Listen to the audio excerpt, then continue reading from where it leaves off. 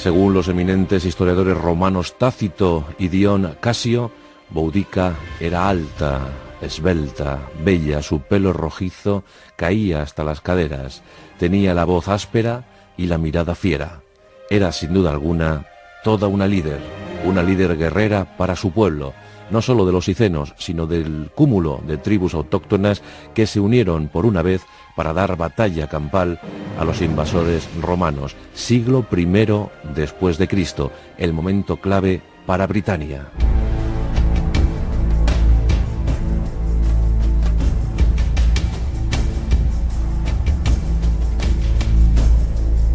Año 43 después de Cristo.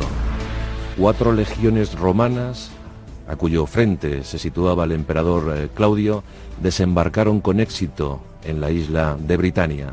Casi un siglo antes lo había intentado Julio César, el gran Julio César, con poco éxito, pero en esta ocasión los romanos habían llegado para quedarse. No sin oposición local, esas 4 formidables legiones avanzaron hacia el interior, demoliendo templos de la vieja y sagrada religión, destruyendo los iconos del viejo poder celta. Tendrían que pasar muchos años para el casi total sometimiento de la isla. Se crearon muros que lograron contener el ímpetu de los pictos. Pero en aquellos decenios, algunos nombres surgieron para la gloria eterna. Uno de esos personajes, una de esas singulares personalidades, fue la de una mujer, reina de los icenos, una antigua tribu de origen celta asentada en los territorios de Anglia del Este, la parte oriental de Britania, sitio que ocupan las actuales Norfolk y Suffolk. En aquel lugar, en aquellos pagos, Anglia del Este, habitaban los icenos.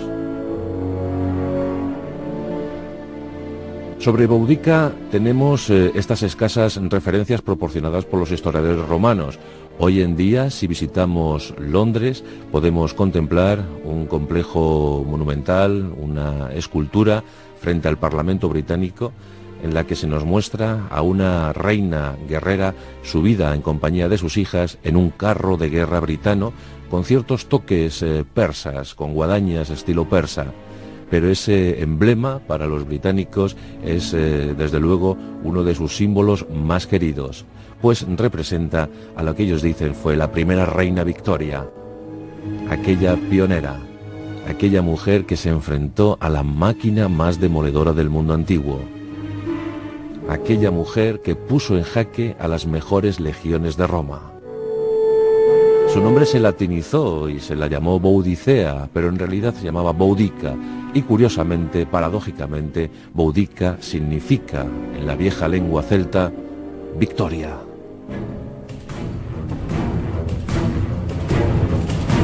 Boudica vino al mundo en algún lugar del territorio habitado por los icenos hacia el año 30 después de Cristo. Formaba parte de la predominante élite aristocrática que gobernaba el lugar y por tanto recibió una educación apropiada a su condición social. Con tan solo 18 años, en 48 después de Cristo, unió su destino al del rey Prasutagus, el monarca de los icenos, un hombre entregado al hedonismo y además aliado, cliente de Roma. Siguiendo la costumbre de la época, muchos gobernantes locales, a cuyos epicentros de poder llegaban los romanos, pactaban con estos, y en ese tratado se venía a especificar que tras la muerte del rey, su tierra, su reino, se cedería de forma íntegra o parcial a los romanos, a los latinos. Praxutagus no fue diferente a otros y rubricó un tratado de paz con los romanos por el que se benefició ampliamente, pues recibió no solo grandes contingentes económicos, sino también ayuda militar para combatir a sus enemigos ancestrales. Praxutagus, en consecuencia, vivió feliz el tiempo que le tocó morar en este mundo, y más en compañía de su bella esposa, Boudica, con la que tuvo sus 2 únicas hijas. Pero aquel tiempo de felicidad, de sosiego, de placer, terminó en 60 después de Cristo con la muerte de Praxutagus. Fue entonces cuando los romanos exigieron cumplir aquella parte del trato. Pero eran ambiciosos y anhelaban poseer la totalidad de Britania. Es por ello que pidieron a los hicenos que no solo les cediesen la totalidad del territorio, sino también toda la dote económica que Praxutagus tan celosamente había dejado a sus hijas.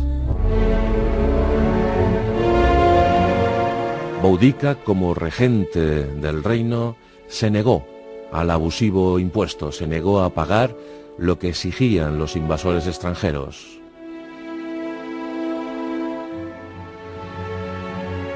Y el pretor Catus Decianus envió un número indeterminado de efectivos legionarios para someter a los hicenos. Aquello fue terrible. Boudica se negaba en redondo a satisfacer los deseos de los romanos. Las legiones llegaron a la región de Anglia del Este. Esclavizaron a la élite aristocrática. Sometieron al resto de los habitantes, y en cuanto a Boudica, para ella fue lo peor de aquella expedición, pues fue sometida a una humillación tremenda, desnudada en público, azotada ante su pueblo, mientras contemplaba con horror cómo los inclementes soldados de Roma violaban a sus hijas. Era una mujer abatida, destrozada por las heridas del látigo, y además viendo con terrible pesar cómo habían violado a sus jóvenes hijas. Tenía tan solo 30 años, pero en ese momento decidió luchar. Boudica era una mujer muy querida por su pueblo y no tuvo el más mínimo problema en utilizar, en enarbolar su elocuencia, su carisma, su brillantez, y con todos estos recursos, con estas virtudes, logró unir a las tribus hasta entonces desunidas para llevarlas, para guiarlas a un combate sin igual contra Roma.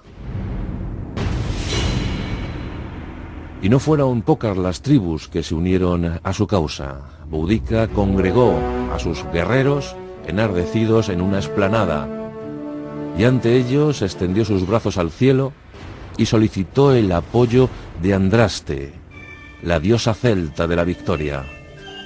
Como ya os digo, Boudica significa precisamente eso, victoria. Para mayor realce de aquella convocatoria, decidió utilizar los viejos rituales mágicos. Para los celtas, la liebre es un animal sagrado. Y cuentan las crónicas que de los pliegues de su vestido, multicolor, utilizaban los hicenos, pues vestimentas muy coloristas, pues dicen esas viejas narraciones que de esos pliegues, de esa indumentaria, salió una liebre, pues para utilizar un camino, salir corriendo hacia el lugar donde se encontraban los invasores romanos. Esto fue tomado como un signo de magnífico augurio, y Boudica ese día fue feliz, pues vio como no menos de 100.000 y hasta 230.000, según algunas crónicas, pues ese número de guerreros quedaron prendados y quedaron prendidos al futuro de Boudica. Había estallado la guerra.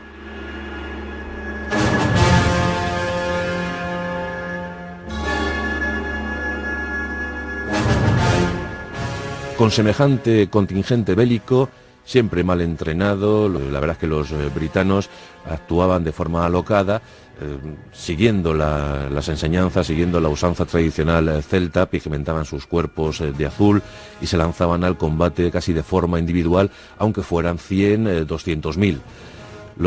Desde luego los britanos iban a dar mucha guerra, iban a combatir con ardor, con tenacidad, y Boudica estaba dispuesta a conducir a su pueblo hacia la victoria final. En ese año 60 después de Cristo, los romanos iban a tomar muy buena nota, pues toda una avalancha guerrera se cernía, se abatía sobre ellos.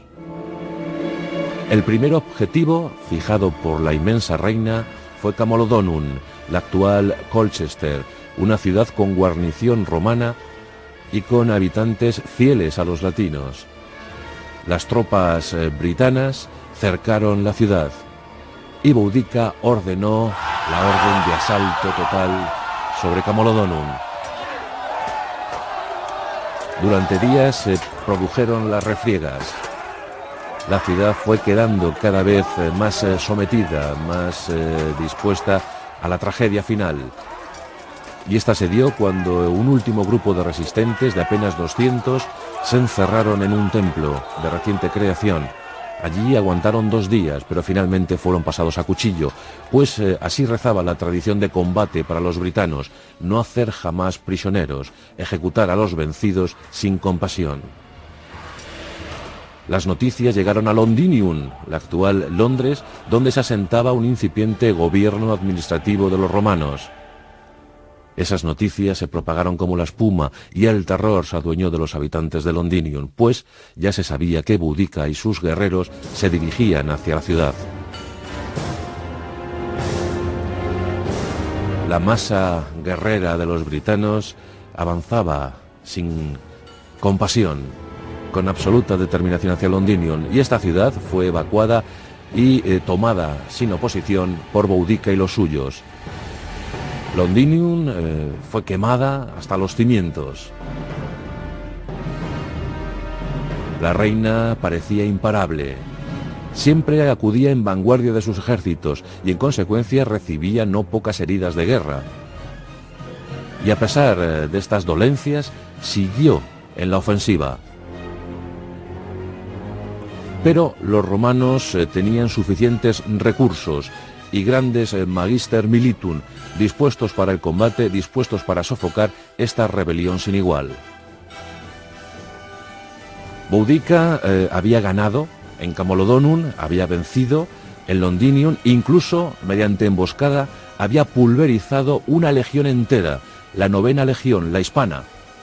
Esa legión que acudía en auxilio de Camolodonum, pues fue borrada del mapa de un plumazo por las tropas de Boudica. Más de 5.000 legionarios fueron masacrados, fueron pasados a cuchillo por los britanos.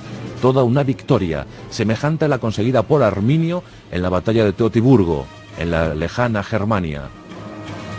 Pues una de las mejores legiones romanas había sido aniquilada. ¿Qué pasaría ahora? ¿Serían capaces los romanos supervivientes de presentar batalla? Así fue. Entre los latinos existía un general con experiencia más que acreditada. Su nombre, Cayo Suetonio Paulino. Suetonio Paulino tenía 2 legiones muy veteranas, harto experimentadas, dispuestas para el combate. Más de 10.000 hombres, más de 10.000 profesionales que se iban a enfrentar a una tropa irregular. Una tropa de guerreros muy valientes, sí, enardecidos, claro, las victorias iban en su beneficio, pero también mal entrenados y sin disciplina para una batalla campal. Aún así, Boudica, consciente de su superioridad numérica, dispuso a sus ejércitos. Suetonio Paulino eligió un terreno propicio, un terreno que le daba una pendiente a su favor, y desde ese territorio, con varios metros por encima de sus enemigos, los romanos dispusieron sus mejores armas.